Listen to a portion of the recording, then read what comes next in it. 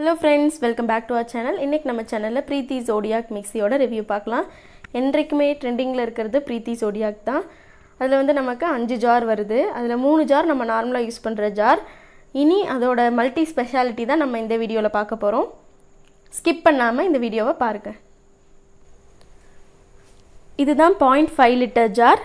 இது வந்து நம்ம யூஸ் பண்ண போறது இல்ல. இது வந்து கோகனட் சட்னி அந்த மாதிரி நார்மலா நம்ம சட்னி வைக்கிறதுக்கு யூஸ் பண்ணிக்கலாம். இதுக்கு அடுத்த சைஸ் ஜார் தான் இது. இதுவும் நம்ம யூஸ் பண்ணிக்கலாம். எப்போதும் போல தான் யூஸ் பண்றது. அதுக்கும் அடுத்த சைஸ் ஜார் இது 1.5 லிட்டர் ஜார். இதுல நம்ம மாவு அரைக்கிறதெல்லாம் பண்ணிக்கலாம். நம்ம இந்த வீடியோல மாவு அரைச்சு காமிக்க போறோம். அடுத்து நீங்க பார்த்துட்டு இருக்கீங்க இந்த ஜார். இதுல வந்து ஸ்லைசிங், கிரேட்டிங், நீடிங் எல்லாம் பண்ணிக்கிறதுக்காக இந்த ஜார். ஜூஸ் எக்ஸ்ட்ராக்ட் பண்ணிக்கிறதுக்கு நம்ம இந்த ஜார் யூஸ் பண்ணிக்கலாம். இப்போ நம்ம Preethi Zodiac ஓட மல்டி ஃபங்க்ஷன் பார்க்கலாம். உங்களுக்கு இந்த பாட்டும் தனியா வரும். நீங்க இப்படி லாக் பண்ணி அட்டாச் பண்ணிக்கலாம்.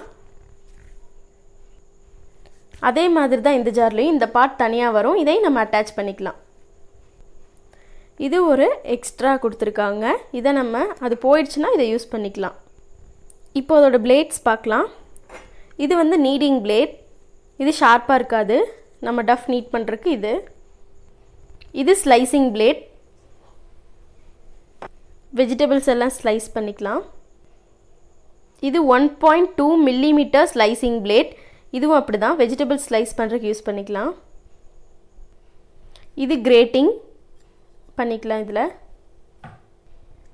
இதுதான் சிட்ரஸ் பிரஸ். இதுல எல்லா விதமான சிட்ரஸ் ஃப்ரூட்ஸும் பிரஸ் பண்ணிக்கலாம்.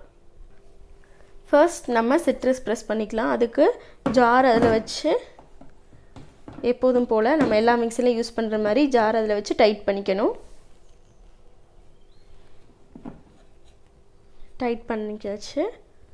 இப்போ அசெம்பிள் பண்றதுக்காக இந்த ஸ்டிக் மாதிரி இருக்கிறத இது மேல வச்சிடணும். அப்புறம் இது மேல வைக்கணும்.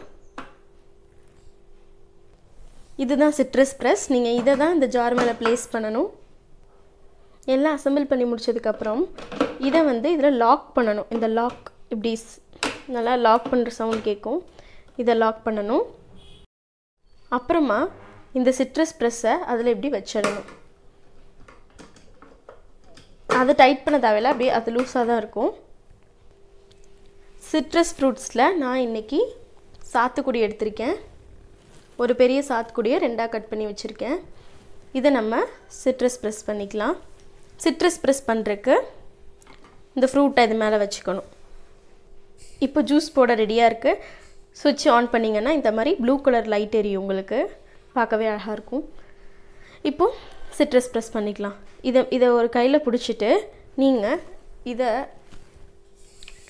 அந்த ரெகுலேட்டர்ல கரெக்ட்டா இப்படி ஒரு லைட்டா ஒரு சுத்து சுத்திக்கணும்.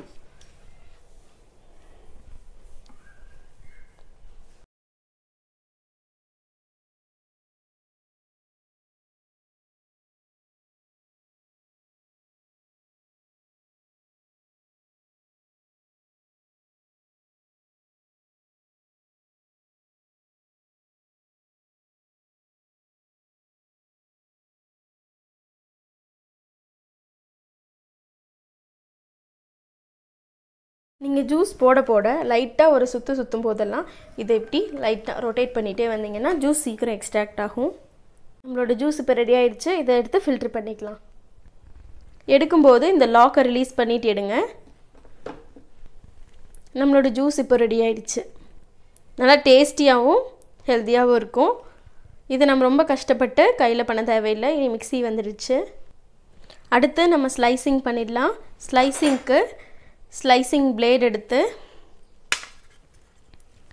இந்த பிளேட்ல அட்டாச் பண்ணிக்கலாம். இந்த பிளேட்டை ஃப்ரண்ட்ல வச்சிட்டு இதோட ஸ்லைசிங் பிளேட்ல இந்த மார்க் வந்து இதுக்குள்ள போகணும். அப்படி வச்சு இந்த இடத்துல லைட்டா ஒரு பிரஸ் பண்ணனும். ரிமூவ் பண்ணும்போது அப்படிதான் லைட்டா பிரஸ் பண்ணி ரிமூவ் பண்ணிக்கணும். இப்போ ஸ்லைசிங் பிளேட் ரெடி ஆயிடுச்சு. வாங்க ஸ்லைஸ் பண்ணலாம். இந்த ஸ்டிக்கை இன்சர்ட் பண்ணிக்கலாம். அப்புறம் நம்ம அசெம்பிள் பண்ணி வச்ச பிளேட் இதையும் இப்படி வச்சிடலாம். இந்த லிட்டை வச்சு க்ளோஸ் பண்ணிடலாம். நம்ம அதில் எப்படி லாக் பண்ணமோ அதே மாதிரி இங்கேயும் ஒரு லாக் இருக்கும். இதை வச்சு நம்ம லாக் பண்ணிக்கணும். இந்த ஸ்டிக் எதுக்குன்னா நம்ம வெஜிடபிள்ஸை ப்ரெஸ் பண்ணிவிட. நான் இன்றைக்கி ஸ்லைஸ் பண்ண போகிற வெஜிடபிள் வந்து கேரட். அதை வந்து இப்படி இன்சர்ட் பண்ணி ஸ்லைஸ் பண்ண போகிறேன். லைட்டாக ப்ரெஸ் பண்ணி விட்டு தான் இதை வந்து இது பண்ணணும்.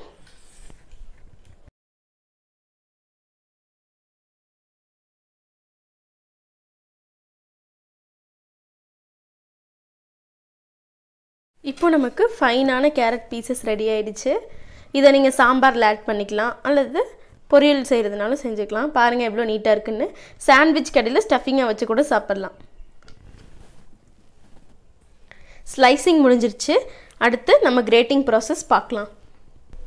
நம்ம ஸ்லைசிங் பண்ண மாதிரியே இதையும் அசெம்பிள் பண்ணணும். சேம் ப்ராசஸ் தான். கரெக்டாக உள்ளே விட்டு இன்சர்ட் பண்ணி எடுத்து அதே மாதிரி அந்த ஸ்டிக் எடுத்து அசெம்பிள் பண்ணிக்கலாம்.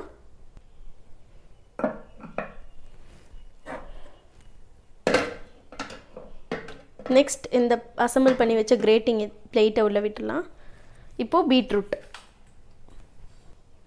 பீட்ரூட்டை இந்த மாதிரி ஒரு பீட்ரூட்டை ஹாஃபாக இது பண்ணி அதை 4 பீசஸாக டிவைட் பண்ணியிருக்கேன். இப்போது இதை போட்டு சேம் இதை வச்சு ப்ரெஸ் பண்ணணும்.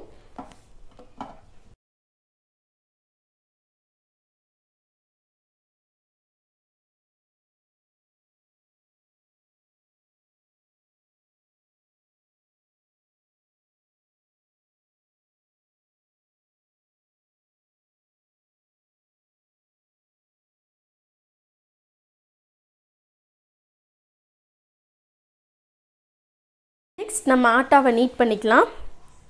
அதுக்கும் சேம் ப்ராசஸ். இந்த ஸ்டிக்கை இதில் உள்ளே இன்சர்ட் பண்ணிக்கணும். அதுக்கான நம்மளோட நீடிங் பிளேட் இதுதான் யூஸ் பண்ணணும். இது ஷார்ப்னஸ் இருக்காது, அதனால தான் இது நீடிங்க்கு. இந்த சிம்பிள் போட்டிருக்குல, அதனால சர்க்கிள் வைஸ் இப்படி இன்சர்ட் பண்ணோம்னா கரெக்டாக இன்சர்ட் பண்ணிட்டிங்கன்னா சர்க்கிள் வைஸில் அது ரொட்டேட் ஆகும். இப்போ இன்சர்ட் பண்ணியாச்சு. ஆட்டாவை அதுக்குள்ளே கொட்டிடலாம். ஆட்டா மெஷர் பண்ணுற கப்பாகவும் இதை நம்ம யூஸ் பண்ணிக்கலாம். இதில் 1 கப் ஆட்டாக்கு 1/2 கப் வாட்டர். இங்கே வந்து வாட்டர் ஃபார் 1 கப்னு இருக்கும். 1/2 கப் வாட்டர் யூஸ் பண்ணிக்கலாம். இல்லை உங்களுக்கு அதை விட எக்ஸ்ட்ரா வேணும்னாலும் 1.5 கப் வரைக்கும் நீங்கள் இதில் மிக்ஸ் பண்ணிக்கலாம். எண்ணெயும் ஆட்டாவை கொட்டிடலாம். இதில் நம்ம தேவையான அளவு சால்ட் ஆட் பண்ணிக்கலாம். அப்புறம் இதில் 2 டேபிள் ஸ்பூன் ஆயில் ஆட் பண்ணிக்கலாம்.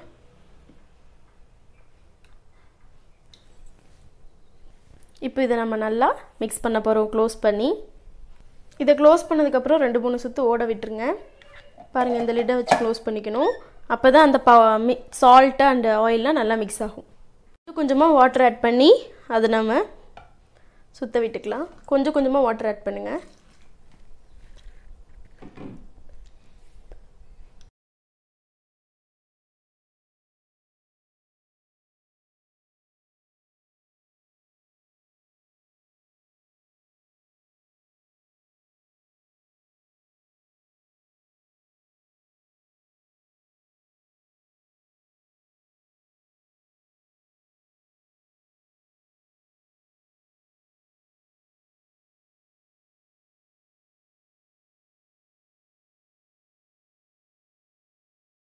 நம்ம ஆரஞ்சு ஜூஸ் போட போகிறோம்.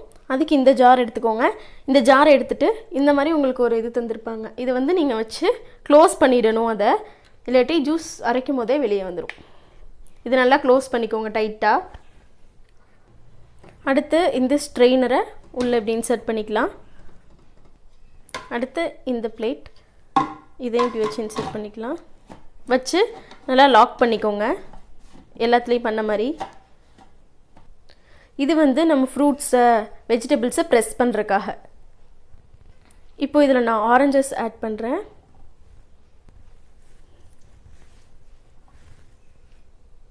நான் இதில் 2 ஆரஞ்சஸோட பீஸ் போட்டிருக்கேன். இப்போ இதை லைட்டாக வச்சு ஒரு ப்ரெஸ் பண்ணால் போதும். ஆன் பண்ணிவிட்டு ப்ரெஸ் பண்ணணும்.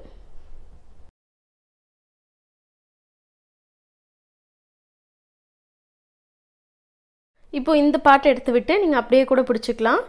இப்போ இதை எடுத்து விட்டு நம்ம அதை வந்து எக்ஸ்ட்ராக்ட் பண்ணிக்கலாம். இப்போ நம்ம அதை ஸ்ட்ரெயின் பண்ணி ஆரஞ்சு ஜூஸ் எக்ஸ்ட்ராக்ட் பண்ணியாச்சு.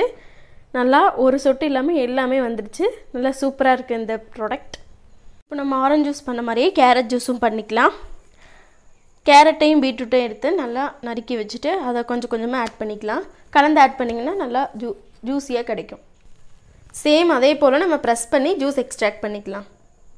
நடுவே கொஞ்சம் வாட்டர் ஆட் பண்ணிக்கோங்க. கொஞ்சம் கொஞ்சமாக உங்களுக்கு எவ்வளோ தேவையோ அவ்வளோ ஆட் பண்ணிக்கலாம்.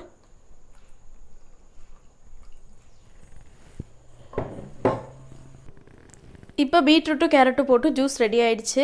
எனக்கு இதில் 3/4 டம்ளரும் அப்புறம் இந்த கிளாஸ் டம்ளரில் 1 டம்ளரும் கிடச்சிருக்கு. அடுத்து நம்ம இட்லிக்கு மாவு அரைச்சிடலாம். இட்லிக்கு மாவு அரைக்கிறதுக்கு இருக்கிறதுலே பெரிய ஜார், அந்த 3 ஜார்ஸில் இருக்கிறதுலே பெரிய ஜார் எடுத்து செட் பண்ணிக்கலாம். செட் பண்ண பின்னாடி எல்லா உளுந்தையும் ஆட் பண்ணிக்கலாம். ஊற வச்ச உளுந்து ஃபுல்லாக. நான் இன்றைக்கி 125 கிராம் உளுந்து ஊற வச்சுருக்கேன். உளுந்து ஆட் பண்ணதுக்கப்புறம் நம்ம தண்ணி சேர்த்திக்கலாம். உளுந்துக்கு தண்ணி கொஞ்சம் கொஞ்சமாக சேர்த்திக்கோங்க.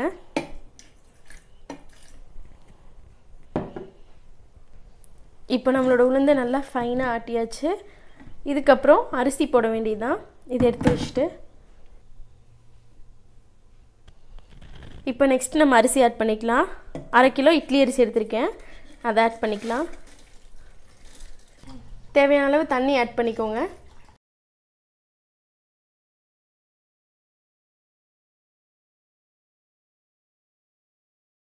இப்போ நம்ம மாவும் ரெடி ஆயிடுச்சு. இதை வந்து இட்லிக்கு உளுந்து மாவு கூட கலந்து கலக்கி வச்சிட்டோம்னா காலையில் இட்லி தோசை ரெடி.